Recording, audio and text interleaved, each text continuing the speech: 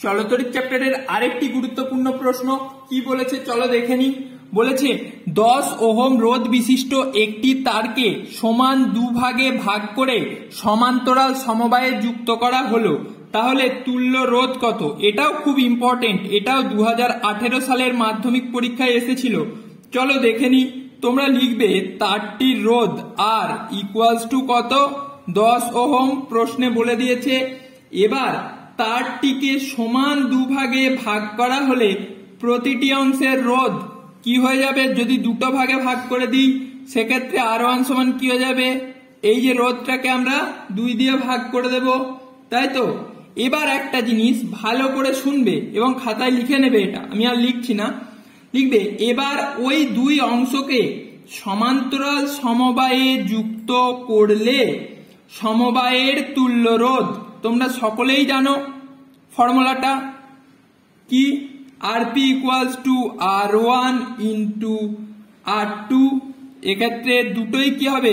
R1 হবে, যেহেতু সমান দুভাগে ভাগ করেছি তাই জন্য R2 এর জায়গাতেও R1ই হবে, বাই R1 প্লাস R2 হয়, কিন্তু এখানে যেহেতু রোধ একটাই সমান ভাগে ভাগ করা হয়েছে তাই R1 প্লাস R1ই হয়ে যাবে।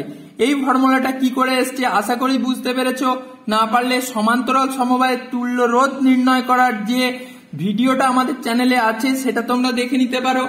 এবার আমরা ভ্যালুগুলো পুট করে দেবো। R1 ইন্টু R1 যেমন আছে লিখে দাও।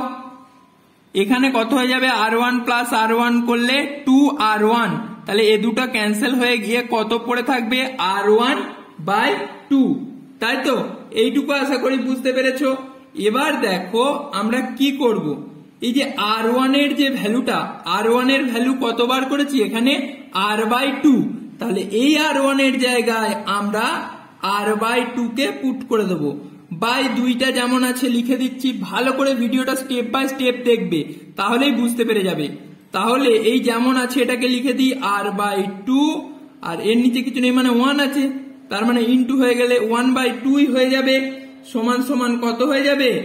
R বাই 4, তাই তো? R by 4। তাহলে আরপি মানে তুল্য রোধটা আরপি সমান আমরা কত পেয়ে গেলাম? R by 4। এবার এই R এর ভ্যালু কত দেওয়া আছে? 10 ওহম, এই যে তোমরা লিখেছো 10 ওহম, তাহলে 10 বাই 4 কাটাকুটি করে দাও, তাহলে 5 কে 2 দিয়ে ভাগ করলে কত হয়? 2.5 ওহম। খুব গুরুত্বপূর্ণ একটি অঙ্ক, খুব ভালোভাবে প্র্যাকটিস করবে এবং বারবার প্র্যাকটিস করবে। আশা করি বুঝতে পেরেছো।